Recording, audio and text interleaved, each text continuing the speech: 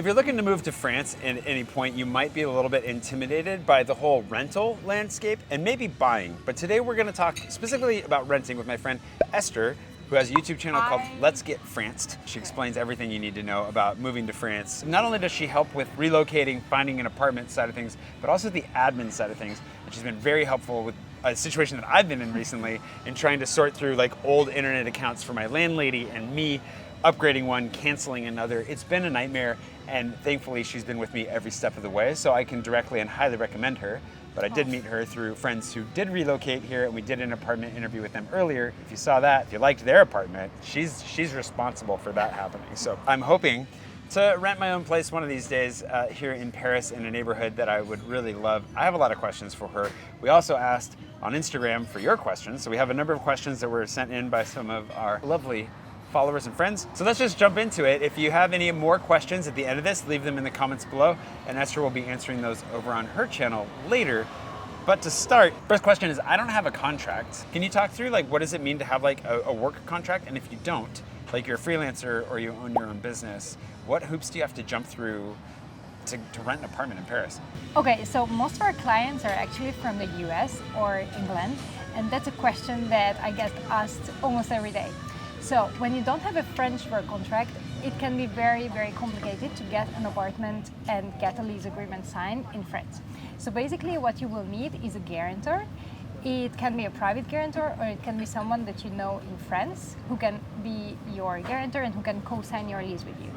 If it's someone that you know in France, they have to earn 3 times the rent that you are willing to pay. Or if you don't know anyone in French, which is probable if you are coming from the US or England to settle in France, you can use a private guarantor. There are 2 companies that I use. One is called Guarant and the other one is called Smart Garant.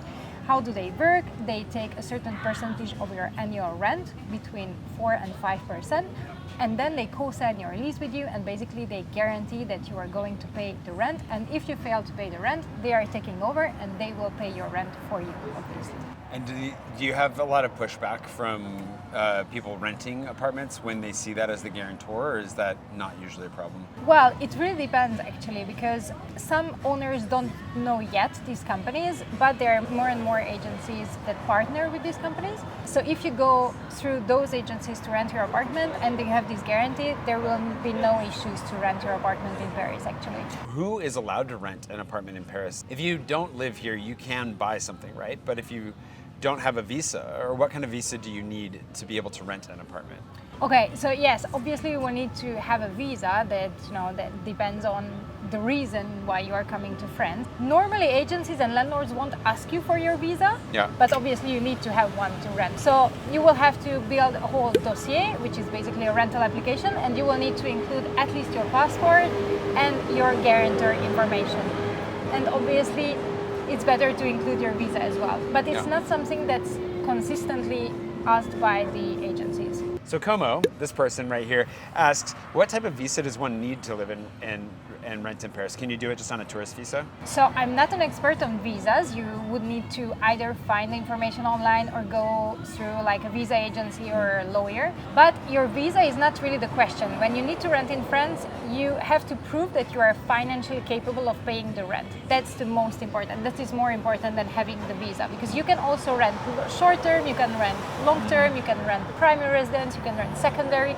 So it really depends on what you're looking for. You can rent on many types of visas: student visa, long stay visa, visitor visa. It's not your visa that will determine whether you can or you cannot rent in France. So how much do you need to be earning then to rent a place? You have to earn at least 3 times the rent that you are willing to pay. So let's say you want to rent an apartment that costs 1,000 euros a month. You will have to prove that you earn at least 3,000 euros a month.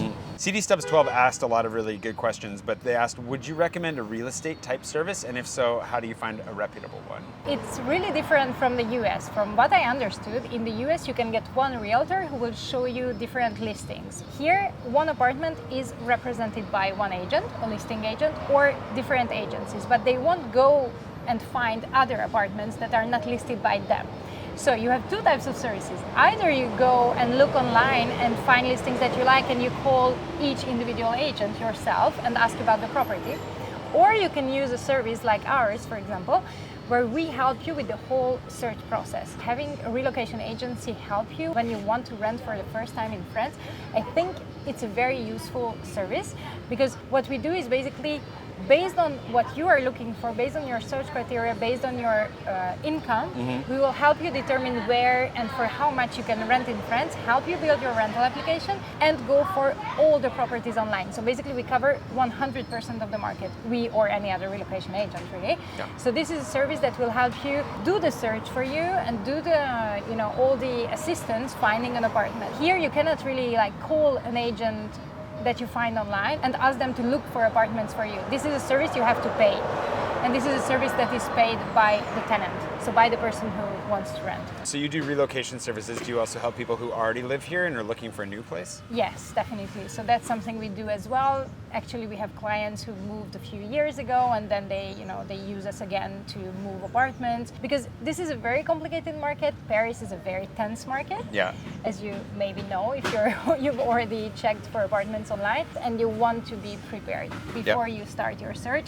Otherwise, you will feel overwhelmed very, very quickly. CB Stubbs 12 and my buddy Mark both asked essentially the same question, which was like, what are the pitfalls that Americans fall into in like moving over here? How do you get properly prepared to move over here, and what should you expect?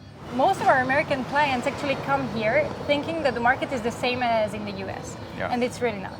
So here, what someone needs to understand before coming to France and wanting to rent an apartment in France, that it's not the amount of money that you have that will allow you to rent an apartment. You will have to prove that you have a stable income and that you can actually pay your rent on time every month. So you will need to get this mindset ready before you start the search. You will need to understand that you have to have your pay stubs ready, you have to show your bank accounts. People will really screen you, like everything. And it's very common here that people will ask you for very personal information, such as your bank account, such as your rent receipts, your pay stubs, your work contract, passport, and everything like that. It's also normal for people to ask you, landlords and agencies, to ask you for this information before the viewing. It is something that you need to be prepared for, because I think it's different from the US. Yep. And especially I see people wondering, like, why do I get asked for these documents before the viewing? Because sometimes for one apartment, sometimes there are more than 50 people wanting to rent it and view it. So, landlords and agencies want to make sure that they only show it to people who are actually capable of paying the rent.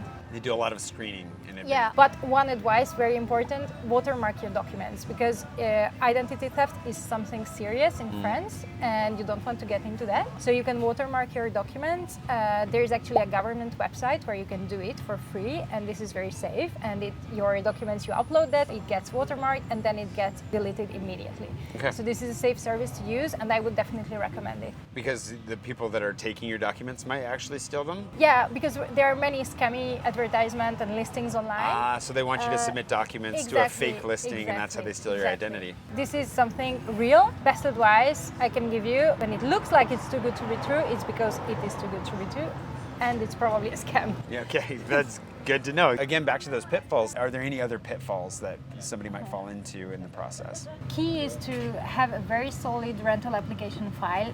You protect your documents, you build with only the necessary things. It's not good either to put too many documents in your rental application file. Yeah. So you want to make sure that it's easy to understand, you want to highlight all the important information and contact legit agencies. If you do it yourself, like, make sure that the agencies really exist, that the apartment is, like, the rent of the apartment is actually seems okay. But, for this you will have to go through many listings to see whether, the price, is it normal according to the market. So let's say you get to an apartment, you like the apartment. What do you recommend people do from there? Because if the apartment's going to go quickly, they're going to have to make a decision, aren't they? First thing, you will never get a second chance to see the apartment. So you go there, you want to make sure to get everything out of that viewing. You will probably get granted like 5 to 10 minutes to view an apartment if you want to rent in Paris. It's wild. Yeah, it's wild. If you're late, it's gone.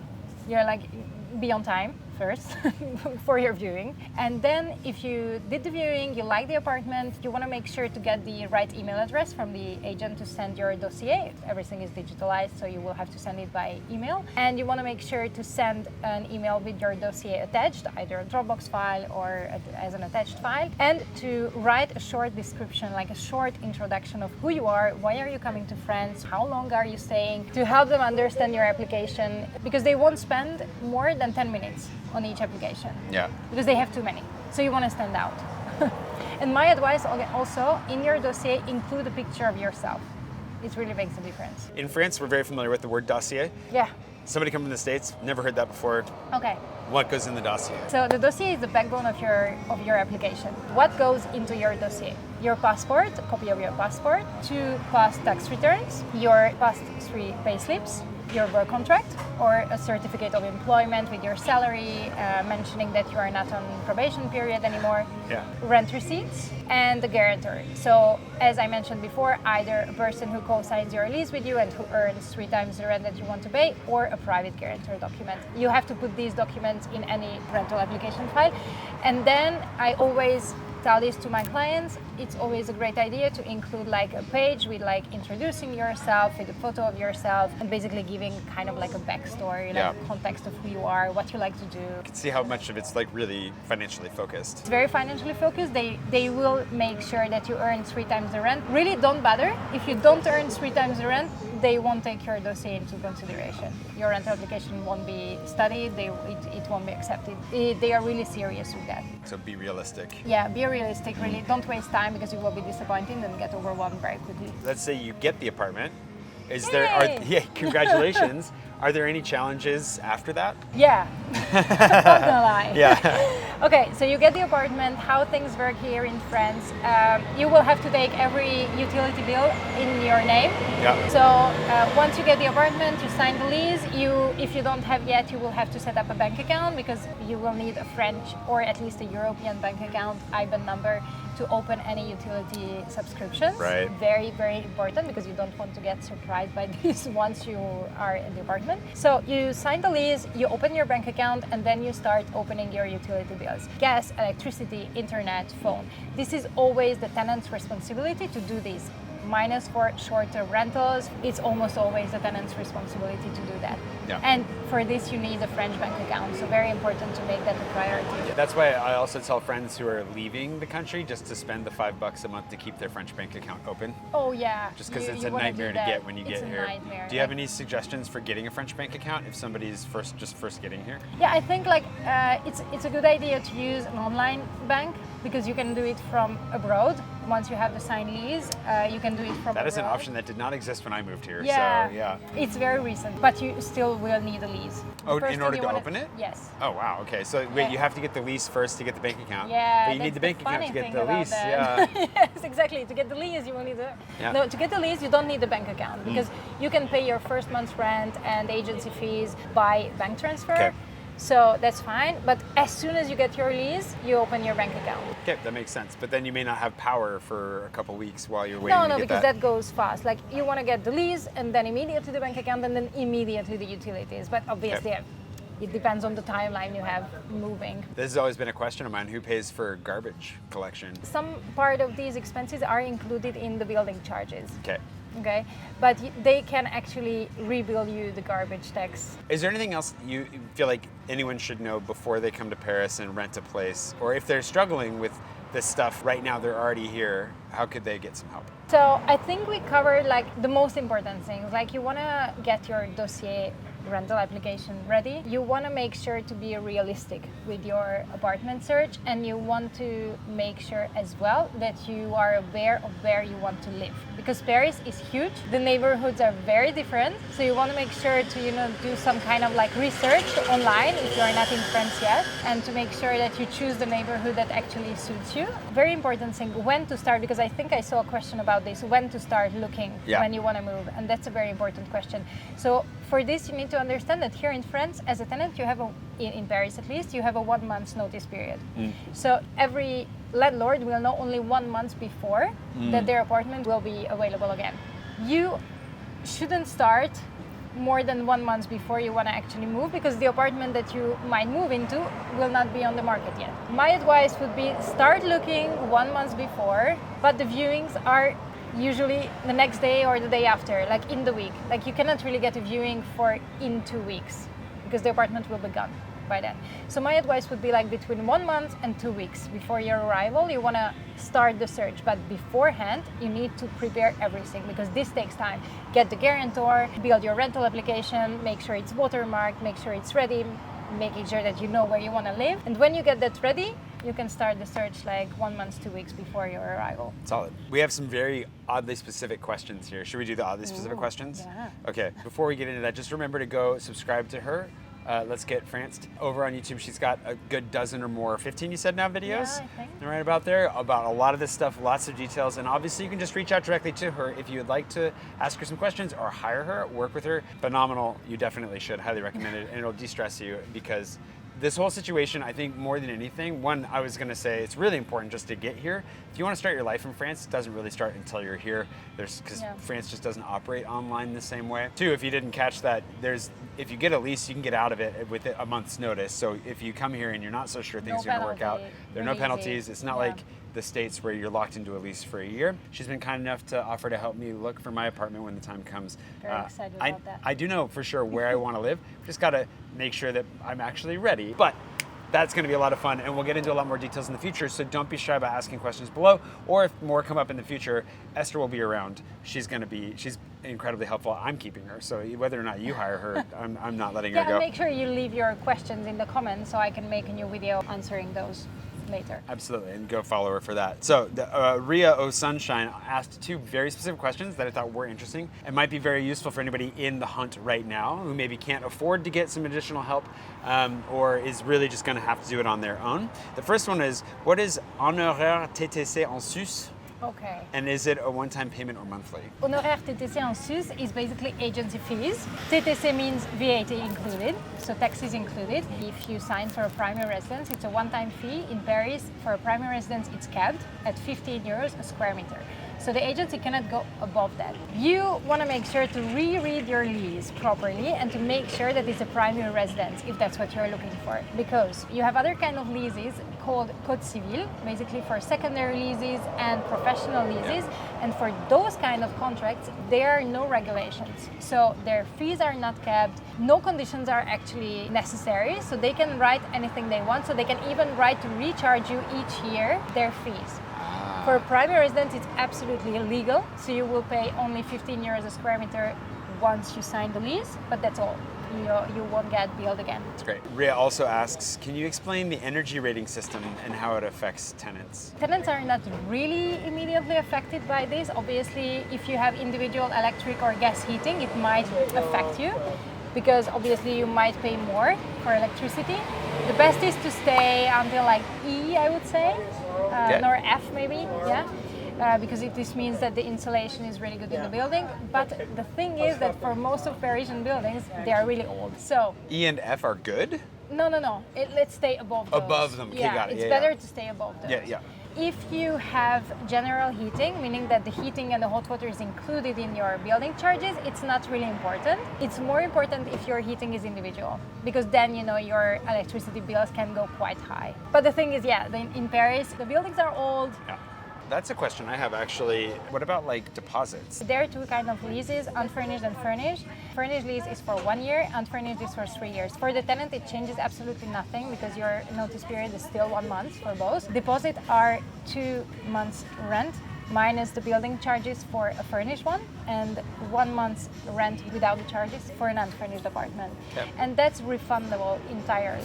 So you will do an entry inspection when you get the keys to your apartment. That's document to state the general condition of the apartment. I strongly encourage you to take pictures and the video. And then when you give the keys back and you leave the apartment, you will do the exit inspection and you will get your deposit back if the apartment is not damaged in any way. Obviously, tear and wear is something that also taken in consideration, so they won't charge you for that, but you have to make sure to take care of the apartment and you can get your deposit back at the end. Thanks to today's patron producer, Lisa M. Rose. All my patrons are going to get a nice long preview of this before anybody else sees it, and they make all this possible.